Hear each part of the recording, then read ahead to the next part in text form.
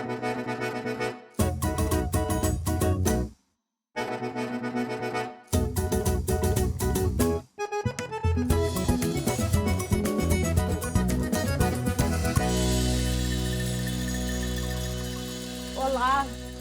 bem-vindos a mais um episódio de Memórias na Mesa. Esse programa ele foi inspirado numa pergunta recorrente entre conhecedores, pesquisadores, apreciadores da culinária aqui no Distrito Federal. Afinal, existe uma comida tipicamente brasiliense, tipicamente candanga? A gente acredita que não. Ou melhor, a gente acredita que a comida brasiliense é a comida do Brasil. Aqui se colocou dentro do mesmo caldeirão pratos, receitas, sabores vindos de todos os cantos do país, com brasileiros de todas as naturalidades que chegaram aqui para dar corpo à capital federal. Então, até hoje, com 62 anos que Brasília completou, até hoje você chega nos restaurantes, nos cardápios dos restaurantes, nas barracas de feira, nas casas de família, e você encontra todos os pratos do norte, do nordeste, do centro-oeste, do sul. As pessoas mantêm seus hábitos ancestrais, seus hábitos culinários, os hábitos que elas trouxeram de suas terras. E disso se compõe a culinária candanga. Nós, para demonstrar essa nossa tese, a gente convidou artistas e personalidades que contribuíram muito para a formação cultural de Brasília, e a gente pediu, vindos cada um de um lugar, e pedimos para cada um deles indicar um prato que remetesse à sua memória, à sua ancestralidade, à sua origem. Hoje a nossa convidada é a Ana Rita Dantas Suassuna. Ela é escritora, pesquisadora e uma das maiores conhecedoras do Brasil de comida sertaneja, da comida do sertão brasileiro. E a Ana Rita sugeriu que a gente fizesse o baião de dois com a carne de sol na manteiga de garrafa. E é isso que a gente vai fazer. E a gente tem aqui também a presença do André Ferreira. O André é músico, percussionista, DJ, e perdeu recentemente a visão. E perdendo a visão, ele aguçou os outros sentidos, né? Ele está com o olfato muito apurado, e como é um cozinheiro já de muito tempo, não de agora, ele vai apresentar para vocês, ou tentar traduzir, tentar reconhecer os aromas que vão saindo das nossas panelas, e tentar traduzir o que ele está sentindo, para ver se a gente consegue passar mais essa informação, além da receita, além do processo de feitura, essa informação dos nossos aromas. Então vamos lá, a gente vai preparar. Eu tenho aqui os ingredientes que a gente vai usar. Esse é um prato muito simples, né? Não é, Ana? É um prato muito tradicional. Simples. Né? O que você fala dele, Ana? É um prato que teve uma origem no interior do Nordeste, e foi fruto de aproveitamentos de sobra, considerando os períodos de seca, sobretudo, em que as famílias tinham o maior cuidado de fazer o aproveitamento de tudo que fosse de alimento. E a história oral conta que há uma dúvida se a origem se foi no estado do Ceará, se nasceu no estado do Ceará ou no estado da Paraíba. Embora eu seja paraibana, eu tenho argumentos para justificar que acredito que o baião de dois nasceu no Ceará. E por quê? Comecei pensando isso. Primeiro, a gente sabe que o baião de dois tem uma ligação com uma das músicas de Luiz Gonzaga, que é o Baião de Dois.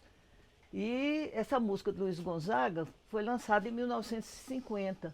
Mas se a gente pensar que Luiz Gonzaga e esteve no Ceará, embora pernambucano, do interior do Pernambuco, mas muito próximo da fronteira de Pernambuco com o Ceará. Ele passou, quando eu fui levantar um pouco a passagem dele no Ceará, ele na realidade passou uma década todinha no Ceará. E na década seguinte ele lançou a música.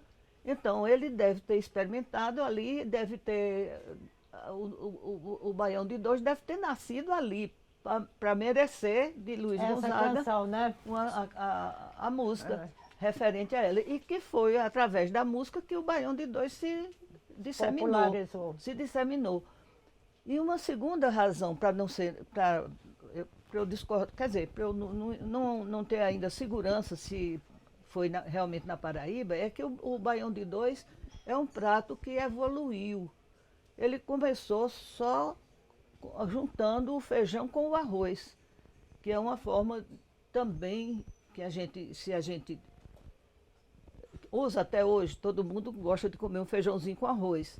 Mas como prato assim de aproveitamento, ele na Paraíba, o que é chamado Baião de Dois, que é essa mistura do feijão com arroz, lá necessariamente ele já nasceu com o uso de carne.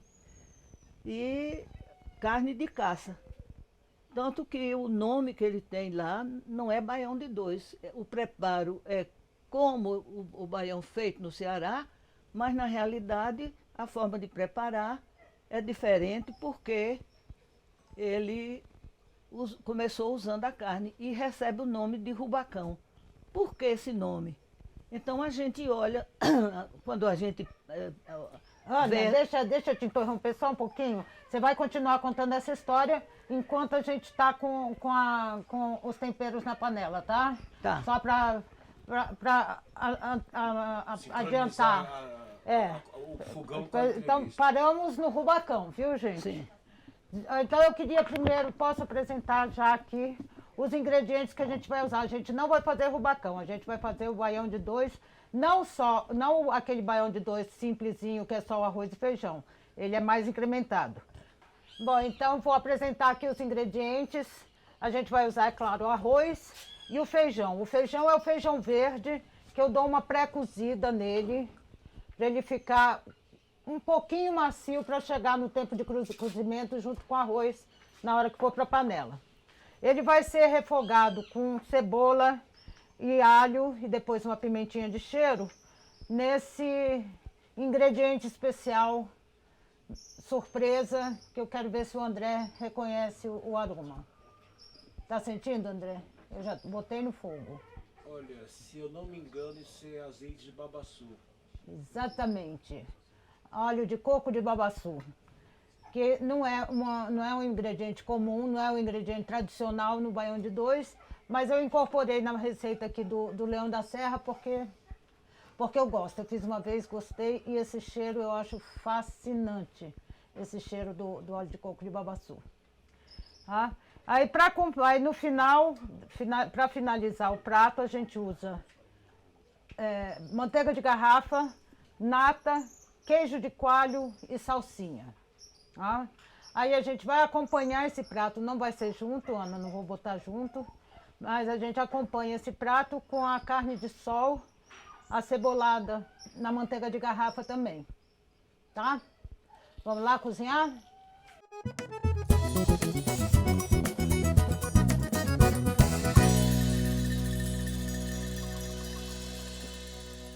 Bom, então aqui tá já o óleo de coco de babaçu. A gente vai botar cebola.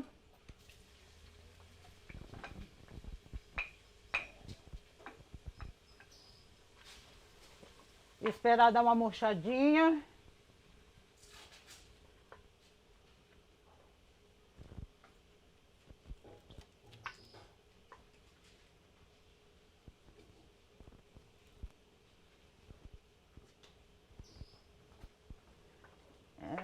E botar o alho.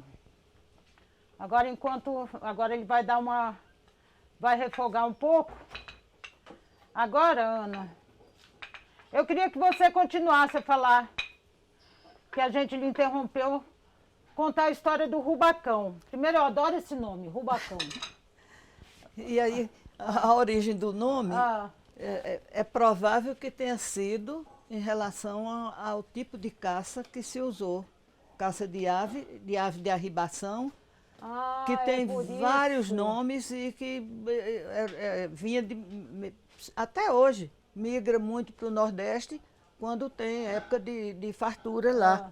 E migra para um período de reprodução.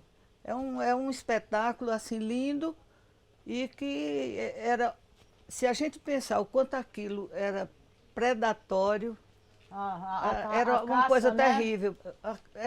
Matava-se de cacete, porque elas para realizar a postura, elas ficam uma encostada na outra assim, No no chão. campo, no chão. E os ovos ficam ali, as pessoas vão pegando os ovos, vão pisando em cima de outro, era assim que acontecia. Mas com as proibições de relação à caça, isso aí não ocorre mais. Mas o nome do rubacão, porque um dos nomes que se chama para essa ave migratória, que é a ave de arribação, é ribação ou rubação. Aí E daí aí, rubacão. como o rubacão, como o baião de dois na Paraíba nasceu com carne, usando a carne de arribação, provavelmente tenha isso. Eu não encontrei coisas assim para fazer uma afirmação, não encontrei dados que me dessem condição de afirmar. Mas provavelmente foi isso. Então, a corrutela, lá do nome da ave de arribação, e essa carne da ave era desfiada e usada como a gente usa hoje a carne de sol. Mas inicialmente foi isso. Foi E a talvez ave o nome rubacão venha disso aí. E é incrível como o nome não migrou do Ceará para Paraíba, são estados que se limitam.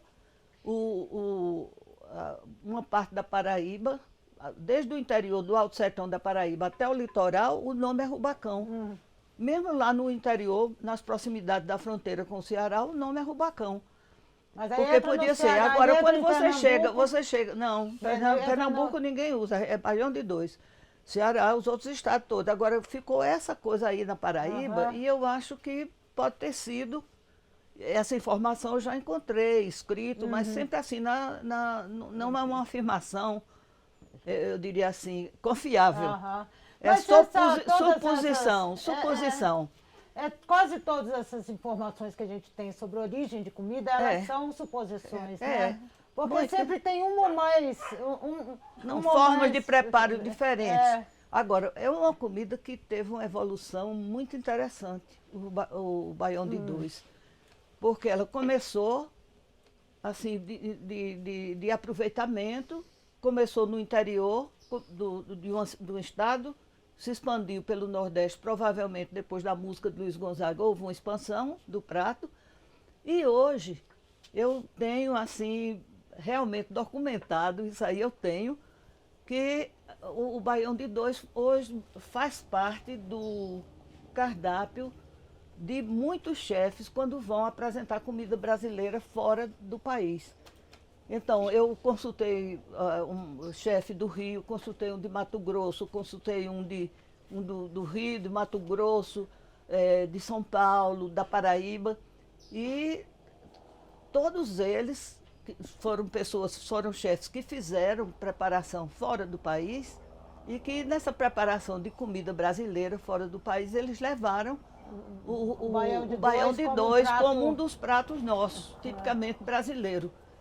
Quer dizer, o prato começou do mais simples e ele passou a ser feito ou usando o queijo, foi dando um refinamento ao prato nessa evolução, e ele passou a ser usado com carne, com queijo ou com os dois.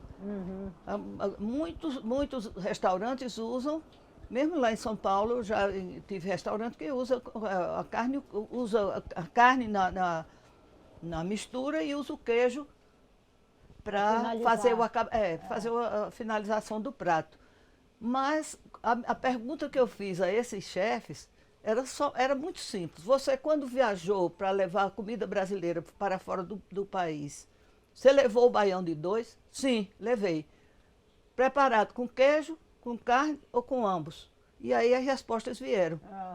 Então, inclusive, eu fiz uma consulta a um chefe conhecido meu, um amigo que eu tenho, que tem restaurante de comida brasileira em São Francisco, lá nos Estados Unidos. E o que ele me respondeu é que faz com carne e queijo e faz só com queijo para servir como Opção. prato para os Opção vegetarianos.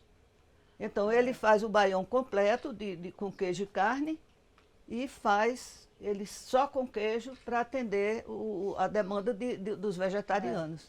E Ana, sabe o que eu estava lembrando agora? É que é também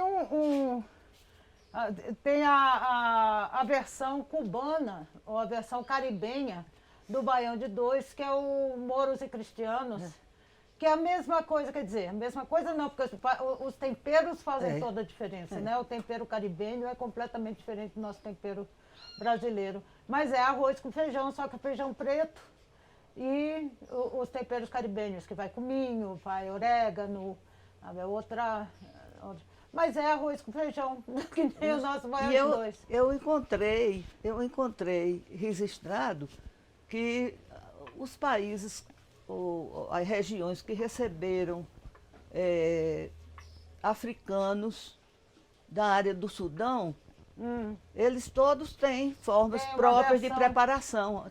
Inclusive Cuba, Nicarágua, Guatemala, são vários países que receberam, mas pessoal que veio do... A origem, então, é africana, da África sudanesa? E provavelmente essa mistura aqui tenha vindo também na parte da influência africana. Aliás, o que não veio da influência africana no Brasil, né, Ana? Você procurando, você vai achar o DNA africano em tudo da nossa cultura, o que né? não veio, ai, desculpa, a justiça nossa em relação a esses isso povos. É o que faltou. Isso é o que faltou. Bom, vou botar aqui o arroz e a gente vai refogar o arroz nessa... Ô, Lúcia, sabe o que é que eu encontrei também? Que uma região do Ceará tem cultura de pequi, como aqui no Centro-Oeste. Que há pessoas lá que fazem a mistura no Baião de Dois, eles usam Baião de também Dois com pequi? Que botam pequi Gente, no Baião de Dois. Eu encontrei isso registrado. Essa eu nunca tinha ouvido falar, Ana. Continua chamando rubacão mesmo? É rubacão. Se você chegar em qualquer restaurante em João Pessoa, que você encontra escrito lá no cardápio rubacão. Mas é feito com carne de sol, É feito com carne de sol, claro. Não, muito. Não, porque está proibido isso foi no começo, a caça da ribação, né? É proibido, graças a Deus. Ela quase... Porque era uma coisa muito cruel. Quase foi extinta. Nada, que a migração era muito grande. Era um espetáculo da natureza. Eu vi isso quando era menina, é uma coisa que ficou muito na minha memória. Uma área enorme, elas pousavam em áreas assim, muito abertas, e em baxios, em coisas assim, e onde tinha comida, onde tinha água perto. E era um espetáculo, aquela chegada, eles mexiam muito com as asas, era um barulho diferente, ficava um barulho intenso. Nossa. Que era exatamente o movimento das asas das aves. Isso te lembra, você fazendo uma comida assim, te lembra esses momentos da tua vida? Sempre lembra, porque o sertão não consegue sair da gente, não. Eu saí do sertão muito menina, mas ele é como dente incluso, difícil de ser arrancado. Olha só, então aqui agora eu botei o feijão com a água do cozimento dele. E agora vou botar as pimentinhas de cheiro.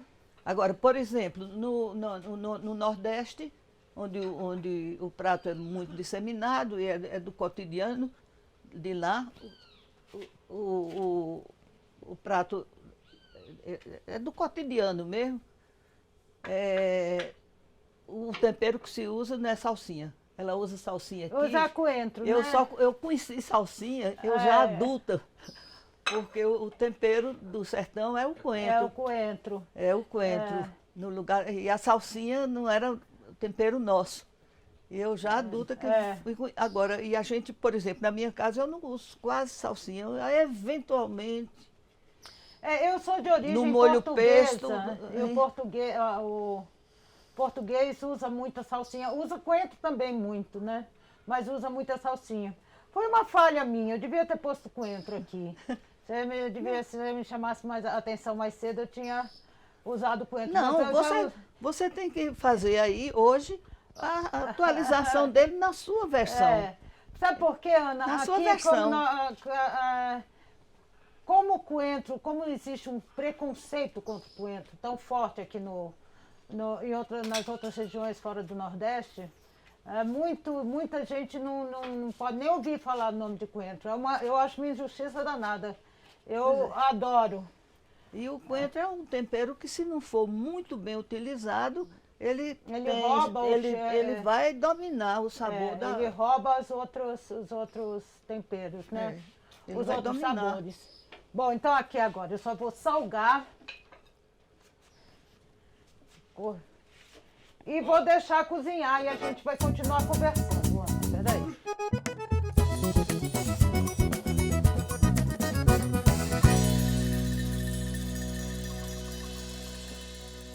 Bom, então agora, enquanto cozinha aqui nosso baião de dois, eu vou ali conversar um pouquinho com a Ana. Olha, Lúcia, com a Ana e com o André, que o André está palpitando muito pouco aqui. André, acho que você está muito calado. O Babassu me enfeitiçou. Já aqui tentando degustar. Daqui a pouco tem outros aromas. Você vai ver, né, Ana?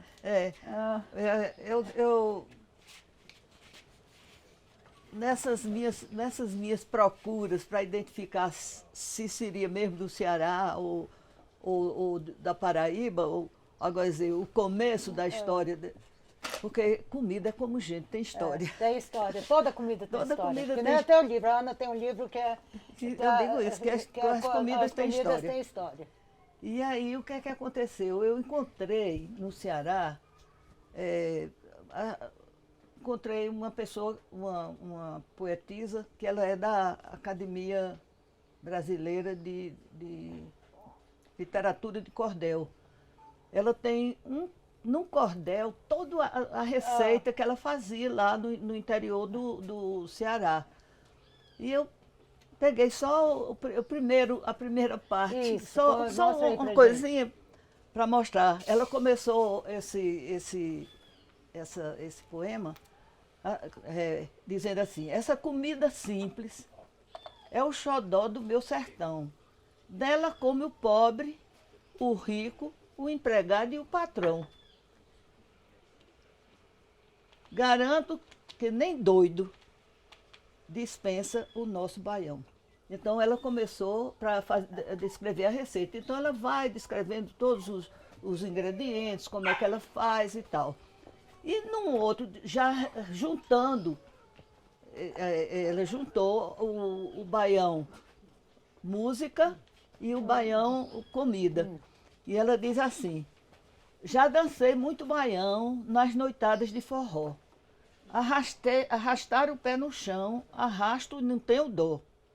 Danço e gosto de dançar, também gosto de encarar um outro tipo de baião, chamado baião de dois, e não deixo para depois, pois me lembro meu sertão. Então ela juntou aí o baião comida com o baião música e fez essa síntese, né? Isso é uma... E eu trouxe isso porque eu acho que é muito bom a gente... Isso argumenta também em relação da defesa do Ceará como o nascedouro da história. E argumenta também que comida tem história, comida é cultura. Total. Né? Não, ela junta duas outras vertentes culturais, a da poesia, da música e da a comida lá. E outra coisa, São memórias gastroafetivas, exatamente. E Exato. aí eu ainda encontrei uma outra similaridade aí em relação ao movimento armorial. Porque quando o movimento armorial foi criado, ele começou a fazer a defesa de quê? Do erudito vindo do popular. E eu acho que o baião de dois foi uma dessas comidas que veio lá do zero, só era mistura de feijão e arroz sem nada, como, vamos dizer, arranjo de escassez de comida, arranjo de período de seca, de fome, e foi evoluindo e hoje está fora do país como um prato que não perdeu a simplicidade, continua Exatamente. continua simples. Ganhou E refinamento. aí a gente sabe porque que a simplicidade agora é requinte. Simplicidade é requinte. Simplicidade é requinte. E Quanto mais aí simples, mais... ele não perdeu a simplicidade. Continua um prato simples, barato, fácil de preparo. Então tem todas as possibilidades de se disseminar muito. Uhum. E tem alternativas, vão saindo as alternativas, e eu digo, olha, a gente saiu do popular e está chegando ao erudito com essa comida. Já está. Você Tem- chega tem nos um- restaurantes sofisticados, restaurantes gourmet, você vai achar. Vai. Aí os chefes botam Vai. assim, tudo bonitinho, É. em forma, botam enfeitinho e vira. Mas ele não deixou, não perdeu a simplicidade que é típica do sertanejo nordestino, né? Então eu vou ver lá como anda o nosso baião e vou preparar agora a carne de sol. A gente podia falar um pouquinho também da carne de sol, Ana. Da carne de sol e da carne seca. Qual é a diferença? Ai. Nós vamos fazer com carne de sol. Carne de sol. Aqui. Agora, qual é a diferença da carne de sol e da carne seca? Agora. Conta pra gente. Essa Enquanto daí- eu vou preparando. Essa ali. daí é uma história, é uma história do cotidiano do sertão. É assim, você prepara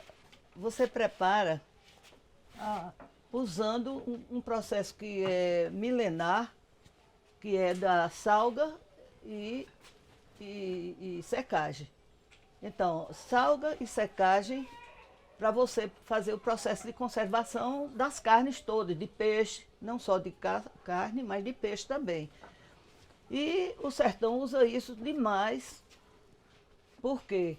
Porque não podia armazenar, não tinha como você ter meios de armazenar determinados alimentos que eles iam ficar, os perecíveis, eles não aguentam muito tempo de... Não existia geladeira, né? Não existia refrigeração.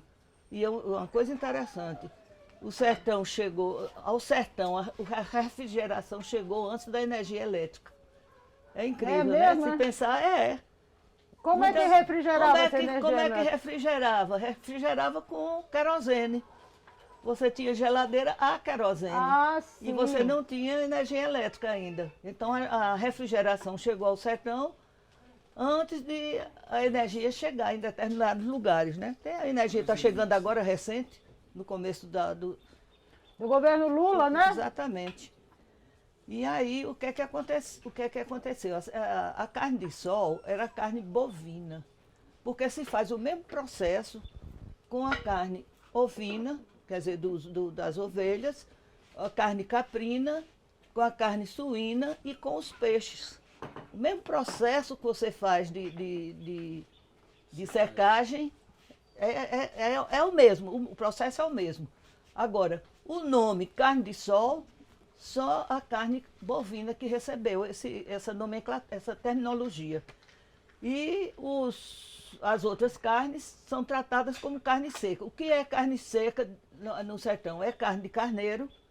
Mas o processo é o mesmo? O Ana? processo igualzinho, um irmão É gêmeo, mesmo? exatamente igual. Porque o que muda determinadas coisas é a quantidade do sal e o tipo da peça que você está. Olha Não só. tem. A peça que você estiver manipulando e a quantidade de sal que você usa e a condição de secura, para secagem, É o que vai variar. Mas é o mesmo processo. Você faz tanto para a carne bovina como para as outras carnes. A bovina recebe o nome de carne de sol e as outras recebem o nome de carne seca. Em outras regiões, a carne seca, lá também se chamava, porque, por exemplo, a charque. Sim, A gente tinha carne de charque. Como é que é chamada a carne de charque? Era uma carne de charque também, de preparação manual. Você tinha no país, a carne de charque que vinha das charqueadas do lado sul do país. E lá no Nordeste, o Ceará mesmo preparava a carne seca para fazer aqui chamada carne de charque. E essa carne tinha levava uma quantidade de sal maior, um tempo de secagem maior, e a própria forma de fazer a secagem era diferenciada. Essa daí, a forma de secar para fazer a carne de charque, eram mais peças maiores, acumuladas uma sobre as outras, e virando todas todo dia. Então era muito trabalhoso preparar a carne de charque. Então, ela E tinha que era ser chamada de preparada jabá. Chamada de jabá. Jabá, E exato. como se vendia em pedaços grandes, como é que você dizia? Eu vou comprar uma manta de jabá. Aham. O que era uma manta? Era um pedaço grande da carne preparada nesse processo que era a mesma coisa. Então a diferença não é da carne de sol e a carne seca. A Não. diferença é da carne de sol e do jabá. A carne de sol e a carne seca, É a mesma não, coisa. a carne. Agora o jabá não, já é diferente. O jabá, o método de preparo difere um pouco, por quê? Porque trabalha só peças grandes. A carne de charque não fazia, você não preparava carne de charque em pedaços menores. Enquanto, por exemplo, uma carne de um pequeno animal, como o boi, como o porco, a ovelha, o porco, a ovelha, a cabra, você preparava. O bode. O bode. Você preparava peças menores, porque são animais pequenos. Agora, a carne de charque, que era com carne bovina, eram pedaços muito grandes e que a forma de você fazer a secagem é que era diferente, porque a outra era estendida. Ela chama carne de sol, mas ela não levava sol para fazer a secagem. O que fazia a secagem era o vento, e a secura. Era submetida à secura. Então você pendurava as peças, ou em arame, ou em corda, tinha os processos de fazer, de pendurar. E essa secagem você fazia com o peixe também a mesma coisa. Por exemplo, que eu disse assim, o que vai variar é o tamanho, a peça e o tipo de carne que você está colocando lá. Se é uma carne grossa, uma peça grossa, você vai ter maior tempo para conseguir a secagem. Se tem gordura, maior tempo. Então, o que vai variar aí não é a base do processo de conservação. O processo de conservação ele é universal, milenar, que é sal e a secagem. E a secagem. É a salga e a secagem. É isso que é a base. Mas o jabá, ele fica mais seco, não é? Mais seco, porque você leva mais tempo e faz a peça mais fina.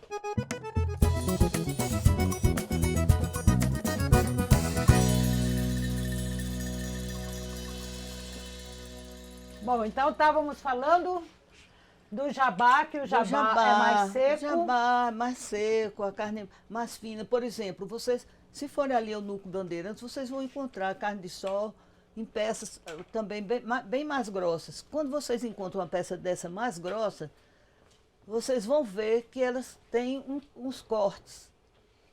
Elas têm corte, elas ficam como gomadas, né? Com gomo. É por isso, era para facilitar. Isso é um hábito do sertão, é um hábito da própria salga.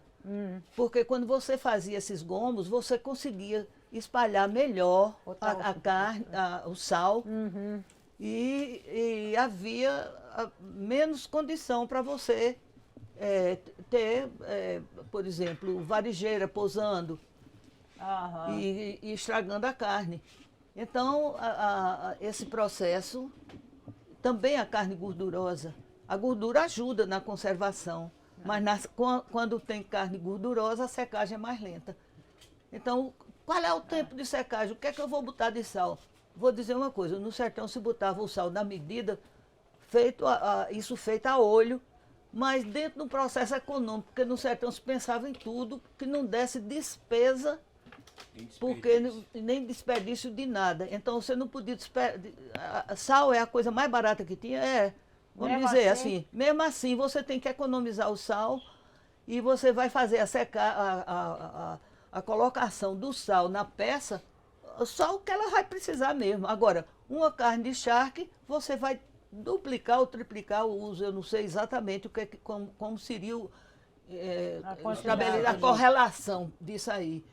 Mas a carne de sol e a carne seca, que é carne de sol dos pequenos animais e dos peixes. Por exemplo, entre os peixes, a diferença de secagem, até hoje se faz muito peixe por esse processo de secagem. Você chega numa feira em Campina Grande, por exemplo, em Caruaru, que são duas feiras assim bem famosas de duas cidades grandes do interior do Nordeste, você encontra lá peixe seco, salgado, como você encontra o bacalhau. Você encontra lá um curimatão, um mandinho, uma traíra. Com o mesmo processo de Com secagem o do mesmo bacalhau. processo de secagem, é a mesma coisa. Sendo que, Pra por exemplo, pra conservação, o né? mandim, que é um peixe que é do Rio São Francisco, que o Nordeste todo conhece muito. É um peixe bem saboroso, mas é muito gorduroso. A secagem do mandim é diferente da secagem da curimatã, ou do piau, ou da traíra. Por quê? Porque os outros são peixes com Magros. pouca gordura, são peixes magros. Aí o pessoal ainda diz, o peixe de escama seca de um jeito, o peixe de couro seca de outro. É natural, né? Olha só, então aqui, pera um pouquinho, Ana, eu vou começar... Porque no peixe de escama, se você pode fazer a salga com a escama, que vai conservar mais tempo ainda, ou não. E Ou o limpar. peixe de couro você tem que fazer com muito cuidado. Quando você abre o peixe, você tem que fazer muito cuidado da salga, porque o peixe é mais fácil ainda para se estragar do que o peixe do que a carne. Olha só, então agora aqui eu vou fazer também uma coisa muito, muito simples. É a carne de sol acebolada. Para acompanhar. Vai tá demorando demais essa gordura para esquentar. Ela devia fazer barulho agora. Tá começando. Começar agora, ó. Começou agora. Aqui, tá começando aqui. Nesse instante ela começou. Uhum. Bom, eu vou deixar ela aqui enquanto a gente continua a conversar. Vou botar. Aí a carne eu cozinho antes e desfio, tá? Porque aqui na panela ela só vai pegar o gosto da cebola e da manteiga de garrafa. Tá? Por exemplo, a carne que não era carne seca, ou carne de sol no sertão, é chamada de carne verde. A carne fresca é carne verde. Se você perde muito tempo entre a hora que você foi a carne produzida, na hora da matança do animal, e a hora de você começar a salga, isso tem muito a ver também com a qualidade da carne depois. Quanto mais tempo você demorar, quanto mais tempo você demorar, mais você vai comprometer a qualidade do sabor da carne depois. Então é você tirando e salgando, e se vai fazer carne de sol, carne seca. Porque Quanto mais fresca, melhor, né? quanto mais, exatamente. Que é chamado no sertão, não era chamada carne fresca, Mais é carne verde. Quanto mais verde, melhor. Faz aí um bife de carne verde para mim. Você só era o jeito que tinha de fazer bife, era com a carne verde, né? Ou bife de fígado. Então, isso era um processo que é universal E e milenar, é né? milenar. É milenar. É diferente do moqueado, né, Ana? É. Já não é, Não. não é tradição, não, Não, é os muito mais baianos, uma os tradição. baianos falam mais no. É muito mais uma tradição portuguesa, europeia, do que indígena, né? Indígena, exatamente. O moqueado já é outra técnica.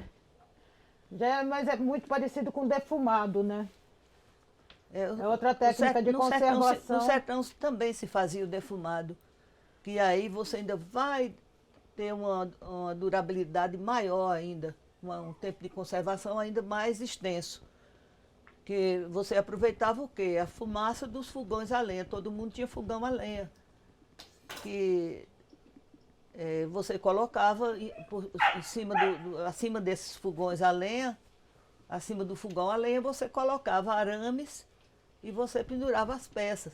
Pendurava linguiça, a linguiça caseira, que era feita exatamente sempre com 2 tipos de carne de 2 animais, 2 sabores diferentes. Então, era carne bovina com porco, a carne bovina com carneiro, o carneiro com porco. Então, era sempre um processo assim de 2 sabores. Isso era mais para temperar, não é, Ana? Para dar um sabor agora, e especial. o tempero da linguiça caseira, era a conservação dela pressupunha você não usar temperos verdes, porque eles facilmente se estragam. O que usa na Usava semente de coentro pisada. Ah, Semente de coentro, você usava pimenta do reino, você usava cominho.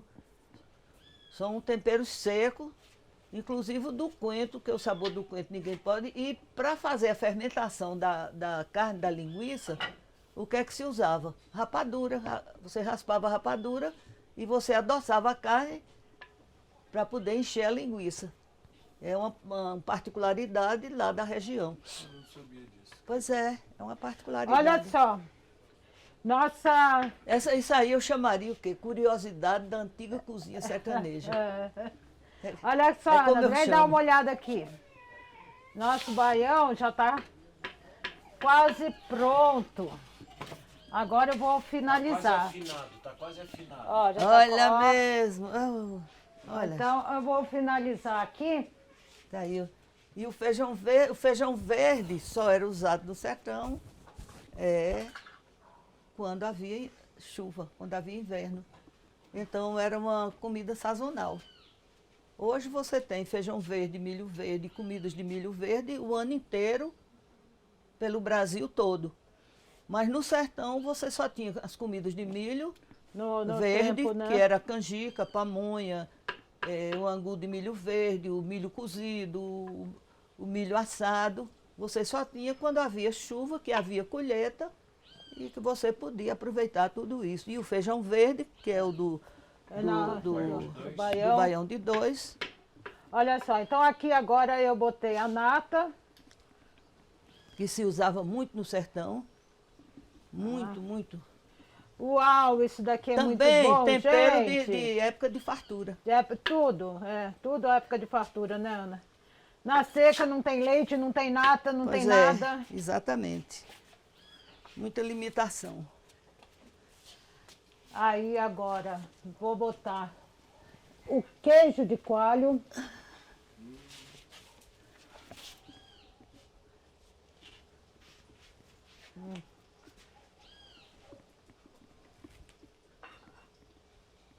O sertão usava 2 tipos de queijo.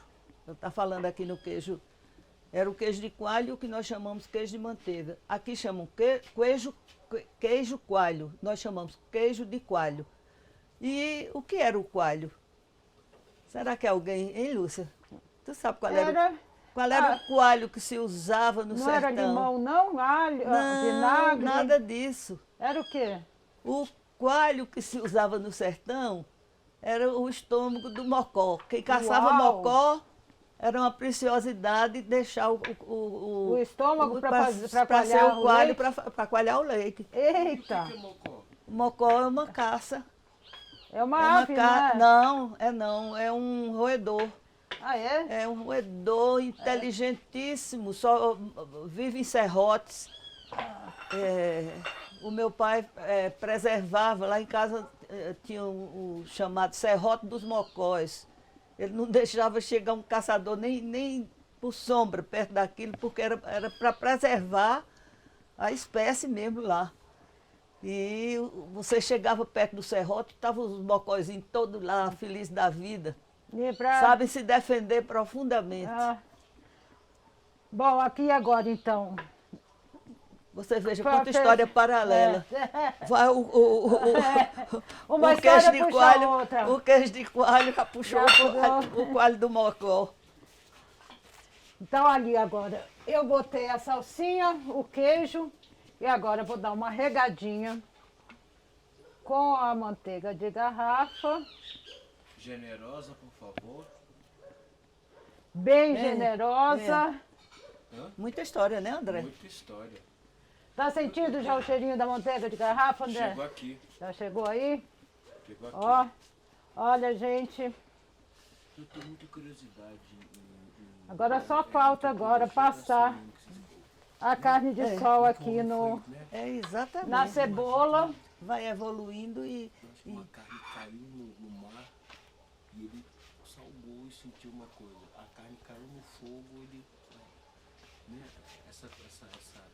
essa dinâmica, dinâmica até chegar nesse um prato rafinete. Eu acho muito interessante. realmente. Eita, um minuto de silêncio agora. hein? Minuto de É o silêncio. cheirinho que está dominando o Ó, ambiente. Agora, uma outra coisa que a gente tem que ver. Você veja como comida agrega. uau, Você vê, totalmente. tu vai falar em comida, já juntou gente para poder cuidar disso aí. Não tem nem perigo. Onde tiver comida, tem gente junto. É, E não tem uma pessoa, dificilmente tem uma pessoa só. Ninguém gosta de comer sozinho. Não é à toa que a cozinha não, geralmente fica eu cheia no não, almoço. eu não gosto nem de comer sozinha, nem de cozinhar só pra mim. Eu gosto de cozinhar pra muita gente. Eu sempre erro a mão. Quando eu vou cozinhar pouco, sabe, queima, não fica cru. Eu gosto de cozinhar pra bastante gente. Pronto? Cozinhar é uma arte, né? Uma alquimia. É uma comida. Uma alquimia. E aqui tá pronto.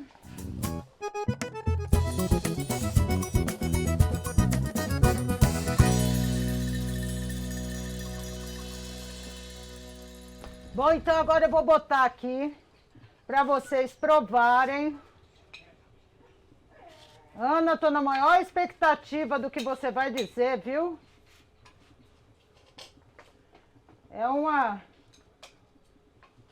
É um abuso cozinhar Oxe, para uma especialista Mas- assim.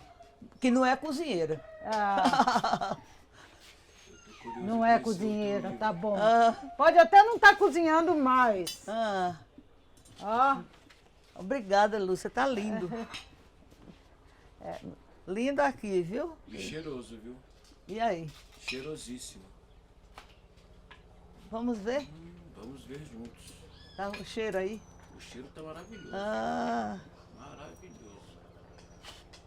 pois é. Faz de novo o cheiro. Mostra pra ele. Olha, é cheiroso. Nossa, maravilhoso. Fala sobre o cheiro. Já tá. bom apetite. Olha aí, já botou Cadê na... o prato? Tá aqui, meu talher. Ó.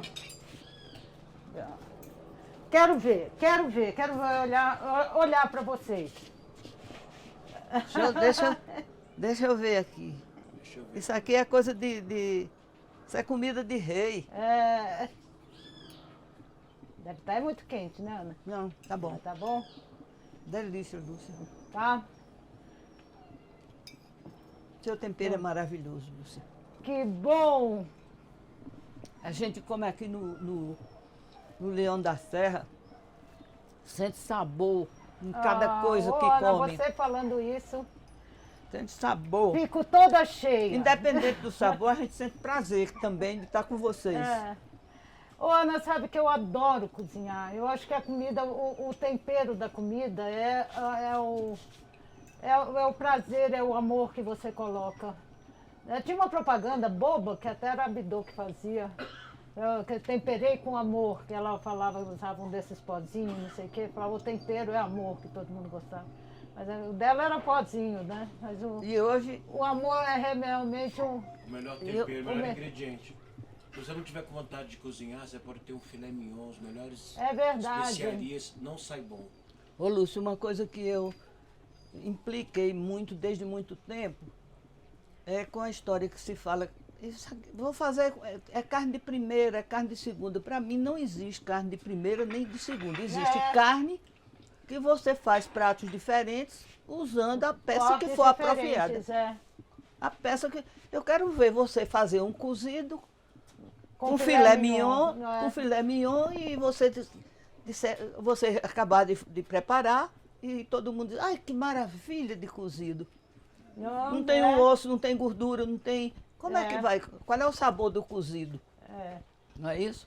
Então eu implico muito quando eu ouço a história com essa visão de carne de primeira, é carne, mesmo, é carne.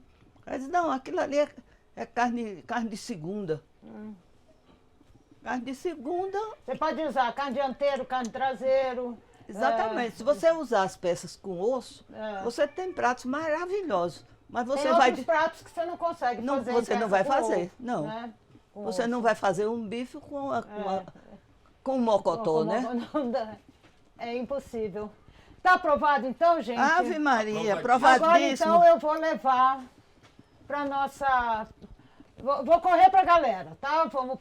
Vamos servir a equipe, vamos levar a comida lá para a mesa para todo mundo poder degustar, viu, gente? Vamos comer? Maravilhoso, maravilhoso. E eu quero agradecer a oportunidade aqui eu digo assim, eu me sinto procuradora do sertão, da comida do sertão. E aí eu fico muito agradecida quando aparece uma oportunidade que a gente possa divulgar pequenas curiosidades da antiga cozinha sertaneja, que é a cozinha que eu estudei. E você viu aqui como todo mundo ficou encantado com as informações que você deu, com as curiosidades que tem.